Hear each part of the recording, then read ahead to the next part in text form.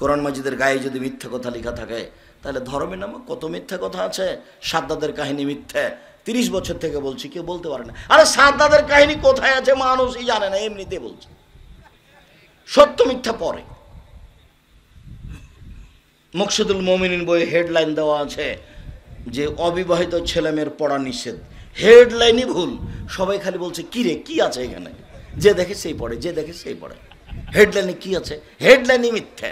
এখন হেডলাইনের পরে লিখছে যে ভরা পেটে স্ত্রী মিলন হলে ছেলে ভ্যাংচা হয়, সফরের পূর্বে স্ত্রী মিলন হলে ছেলে টেরা হয়, চন্দ্র সূর্য তো হারসাকো আন্না সেইতুম, তোমরা তোমাদের জমিতে আসো, তোমরা তোমাদের খেতে আসো, তোমরা তোমাদের স্ত্রীর কাছে আসো, তোমাদের ইচ্ছা মতো। রাতে কি, দিনই কি, সকালে কি, সন্ধ্যায় কি, ভরা পেটে কি, আর সফরের পূর্বে কি, চন্দ্রগ্রহণ লাগলে কি আর না লাগলে কি। আল্লাহর কথা, আর উনি বলছেন হেডলাইন দেয় কথা। এটা হতে পারে? হয় কি করে? বইয়ের নাম কি করলে কি হয়, কি করলে ছাই হয়, কিছুই না। সব মিথ্যা কথা লেখা আছে ধর্মের নাম। এইভাবেই চলছে। সম্মানিত দিনী ভাই বোন, আপনাকে সতর্ক করছিলাম। রাসূল সাল্লাল্লাহু আলাইহি ওয়াসাল্লাম বলেন, মান সামিয়ামান ফি সাবিলিল্লাহ, কেউ যদি আল্লাহকে সন্তুষ্ট করার জন্য একদিন সিয়াম থাকে, বিনিময় জান্নাত। তিনি বলেন মান সামা রমাজানা, কেউ যদি রমাজান মাসের সিয়াম থাকে আল্লাহকে সন্তুষ্ট করার জন্য ঈমান সহকারে, তার সব পাপ ক্ষমা করা হয়েছে। তিনি বলেন মান কামা ঈমানা ওয়া ইহতিসাবান, কেউ যদি রমজান মাসে তারাবি পড়ে তাহলে অতীতের সব পাপ ক্ষমা। রাসূল সাল্লাল্লাহু আলাইহি সাল্লাম বলেন কেউ যদি ইতিকাফ করে ঈমান সহকারে তাহলে তার অতীতের সব পাপ ক্ষমা। রমজান মাস আসলে আকাশের সব দরজা খোলা। রমজান মাস 3 ভাগে ভাগ করা হবে, এটা ভুল। পুরো মাসই দয়া, পুরো মাসই ক্ষমা, পুরো মাসই রহমত, খালি নেকি লুটে নেন। রাসূল সাল্লাল্লাহু আলাইহি ওয়াসাল্লাম বলছেন হতভাগা সেই রমজান পাওয়ার পরে পাপ মোচন করতে পারলো না যে, হতভাগা সে রমজান মাস পাওয়ার পরে পাপ মোচন করতে পারলো না যে। রমজান চলে আসছে, প্রস্তুতি নেন, কাজ কম করতে হবে। রমজান মাসকে ঠেকানোর জন্য কত প্রস্তুতি। যদি আপনি 20 প্রকারের ইফতারির ব্যবস্থা করেন তাহলে যে বিক্রি করেছে তাকে প্রস্তুতি নিতে হবে, তাহলে যে তৈরি করছে তাকে প্রস্তুতি নিতে হবে। আপনি যেহেতু 20-30 আইটেম করেছেন ইফতারির, আবার আপনি রমজান মাসে 3 জোড়া 4 জোড়া কাপড় নেবেন, স্যান্ডেল নেবেন, তাহলে দর্জিকে সাপ্লাই দিতে হবে, ব্যবসাকে সাপ্লাই দিতে হবে। রমজান মাসে কাজ কমিয়ে দিয়ে ইবাদত করতে হবে। কিন্তু মানুষ 11 মাসে যা ব্যবসা করেছে তা রমজানে করবে, তাহলে ইবাদত করবে কি দিয়ে? মানুষ যারা ব্যবসায়ী তারা জনগণের প্রয়োজন মিটাই, আর জনগণ বলছে যে আমার তো প্রয়োজন আছে, 30 আইটেমে আমার ইফতারি লাগবে। ওইদিকে মহিলা বুবু নাটোরে গেছে বাজার করতে, 10টার সময় চলে গেছে, 2টার সময় ফিরে এসেছে, অনেকগুলি জিনিস নিয়ে এসেছে, ইফতারি করাবে দুলা ভাইকে, কত খুশি সে। বন্ধু বান্ধবকে ইফতারি করাবে, তার নাম রোজা। এরা কেউ সিয়াম থাকে না, এরা কি থাকে? রোজা থাকে। রোজা মানে উপবাস থাকা, সিয়াম মানে বিরত থাকা। এদের কোনো ইবাদত কবুল হবে না। সম্মানিত দিনী ভাই বোন, রমজানকে মূল্যায়ন করতে হলে কম খেতে হবে। রমজানকে মূল্যায়ন করতে হলে সব কাজ কমিয়ে গুটিয়ে আসতে হবে। 11 মাস ব্যবসা হয়েছে, 1 মাস হবে না। কিভাবে সম্পূর্ণ উল্টে গেল।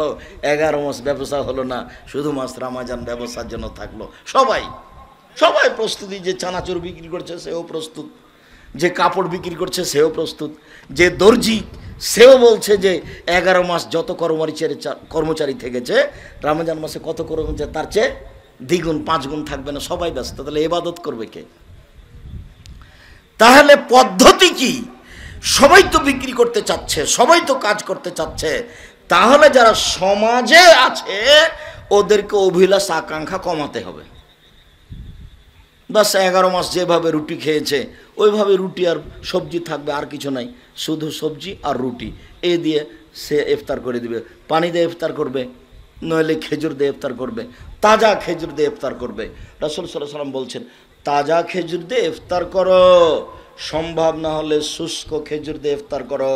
যদি সম্ভব না হয় তাহলে হাসা হাসাওয়াতিন অঞ্জলিতে পানি নিয়ে ইফতার করো। পৃথিবীতে ইফতার করার জন্য আর কোনো যোগ্য জিনিস নেই। আম জাম লিচু কলা কাঁঠাল বেল তাল নারিকেল আনারস আর ওই যে কি যে এখন ড্রাগন ফ্রাগন একটা চলবে না। বিসমিল্লাহ মুখে কি দিতে হবে? তাজা খেজুর, যদি সম্ভব না হয় শুখা খেজুর, যদি সম্ভব না হয় তাহলে পানি। সারা পৃথিবীর মানুষের জন্য সহজ। 3 নম্বরটা সবার জন্য সহজ। এরপর প্রয়োজনীয় খাদ্য খাবেন, এশার সালাত আদায় করে ঘুমিয়ে যাবেন।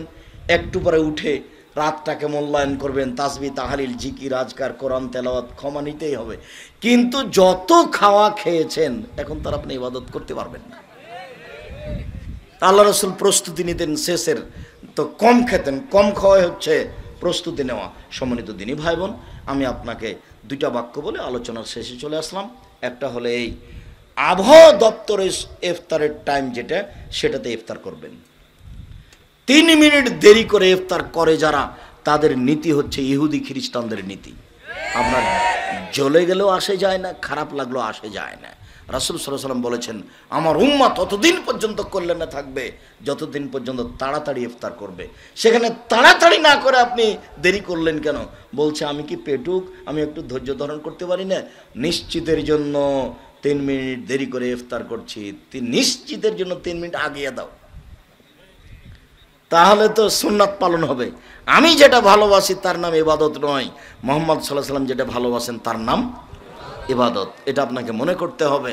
আবহাওয়া দপ্তরের যে সময়সীমা দেওয়া আছে তার চেয়ে 1/2 মিনিট 1 মিনিট আগে ইফতার করবেন। আর যেগুলো পেপার পত্রিকাতে দেওয়া আছে যে সন্ধে থেকে বাঁচার জন্য 3 মিনিট লেট, এটা কখনো নয়। রাসূল সাল্লাল্লাহু আলাইহি ওয়াসাল্লামের সাথে সরাসরি উল্টা নীতি এটা। আর সাহারি করবেন, সাহারিতে বরকত আছে। রাসূল সাল্লাল্লাহু আলাইহি ওয়াসাল্লাম বলছেন তাসাহারু ফাইনু ফি আল্লাহ বারাকা, সাহারি খাও তাতে বরকত আছে, তবে কম খাবেন। আর বিসমিল্লাহ বলে ইফতার করবেন। তারপরে বলবেন যাহাবাজ জামাউ আবতাল্লাতুল উরুক ওয়া সাবাতাল আজর ইনশাআল্লাহ, আল্লাহুম্মা লাকা সুমতু ওয়া আলা রিজকা আফতার। তো এই দোয়া চলবে না। সম্মানিত দিনী ভাই বোন, রাসূল সাল্লাল্লাহু আলাইহি ওয়াসাল্লামের পদ্ধতি সিয়াম পালনের অনুরোধ জানিয়ে, রমজান মাস আসছে, রমজান মাসকে যথাযথভাবে মূল্যায়ন করার অনুরোধ জানিয়ে, 5 ওয়াক্ত সালাত আদায়ের অনুরোধ জানিয়ে, আমার দিনী ভাই বোনকে রাসূল সাল্লাল্লাহু আলাইহি ওয়াসাল্লামের পদ্ধতিতে চলার অনুরোধ জানিয়ে আপাতত আজকের মতো কথা এখানে শেষ করলাম। সুবহানাকা আল্লাহুম্মা ওয়া বিহামদিকা আশহাদু আল্লা ইলাহা ইল্লা আনতা আস্তাগফিরুকা ওয়া আতুবু ইলাইক। আসসালামু আলাইকুম ওয়া রাহমাতুল্লাহ। তো চলছে মনে হয়, তার পাতা ঢেকে রাখবে। জি, আমার ফেতরা কি দিয়ে আদায় করব? চাউল দিয়ে আদায় করবেন। চাউল 28, 29, 30 এই 3 দিনে দিবেন। 27 তারিখে ফেতরা বের করবেন না। আসসালামু আলাইকুম। শেখ, গেঞ্জি পরে কি ইমামতি করা যাবে? যাবে, তবে খারাপ লাগে না? পাঞ্জাবি পরে ইমামতি করবেন, সলাত হয়ে যাবে 2 কাঁধ ঢাকা থাকলেই। খন্দকার আব্দুল্লাহ জাহাঙ্গীরের সম্পর্কে জানতে চাই। আমার জানা অনুপাতে ভদ্র মানুষ ছিলেন এবং বড় আলেম ছিলেন। আসসালামু আলাইকুম। শেখ, যারা মনে করেন আল্লাহ নিরাকার, আল্লাহ সর্বত্র বিরাজমান, তাদের পিছনে সালাত হবে কি? বেঁচে থাকাই ভালো হবে। শেখ, আমরা যারা মাঠে কাজ করি, রমজান মাসে সিয়াম রেখে ধান কাটি, বিভিন্ন ভারী কাজ প্রায় অসম্ভব হয়ে পড়ে, আমাদের করণীয় কি? রমজান মাস ফরজ, কোনো আপোষ নাই। ও কাজ দিন বাদ দিয়ে রাতে করেন, কিন্তু কোনো সুযোগ নেওয়া যাবে না, কোনো সমস্যার কারণে কোনো সুযোগ নেওয়া যাবে না। শেখ, আমাদের মসজিদে গেঞ্জি পরে ইমামতি করলে মুসল্লিরা খারাপ মনে করেন। ঠিকই আছে, তুমি গেঞ্জি পরে ইমামতি করবা কেন? জায়েজ, তবে তুমি ইমাম একটা ভালো পোশাক পরে আসো। গেঞ্জি গায়ে দিয়ে সালাত চলবে। তো আল্লাহর সামনে দাঁড়ালে সবচেয়ে দামি পোশাকে আল্লাহ দাঁড়াতে বলেছেন। দামি মানে পরিষ্কার ভালো। শাবান মাসে কিভাবে সিয়াম রাখবো? বেশি বেশি একবারে 1 সাবান থেকে, সেদিন তো বলে গেছি তাহেরপুরে, প্রথম সাবান থেকে না 15 তারিখ পর্যন্ত এক টানা শ্যাম থাকতে হবে। আমরা তো ছিলাম, চেষ্টা করেছি। এখানে ওই বাতাসটা আসছিল মনে হয়, কেন দেখো তো। সূরা ফাতিহা শেষে দলিন বলবো নাকি জলিন? অন্তস্থ জ, দ নয়, অন্তস্থ জ।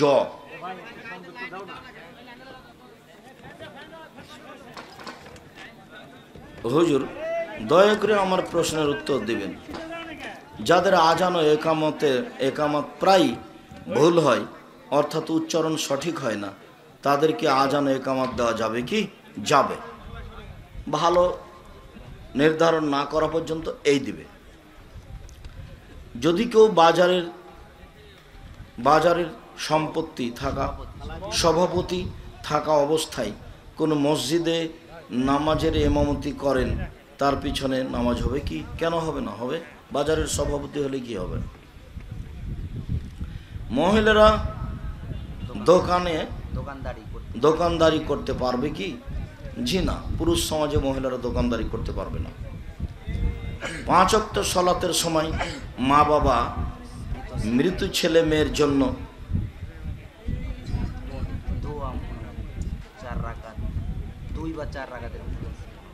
বাপ মায়ের জন্য সালাত আদায় করা যাবে না, ক্ষমা চাইতে হবে। জন্ম মৃত্যু বিয়ে এইটা কি আল্লাহর হাতে? জি, আল্লাহর হাতে। গান নকল করে বক্তা বক্তব্য দিল, এমন বক্তার বক্তব্য শোনা যাবে কি? সাবধান থাকা ভালো। আমার বয়স 20 বছর, বাবা জমি পত্তনি নিয়ে আবাদ করে, তাহলে কি আমার ভিন্নভাবে আয় করে ভরণ পোষণ গ্রহণ করতে হবে? জি। যতদিন আপনি আয় উপার্জন করতে না পারছেন ততদিন আপনার বাপের সাথে থাকেন, তারপর আপনি আয় উপার্জন করতে পারলে এই উপার্জন থেকে ভিন্ন হতে হবে, এটাই ঠিক।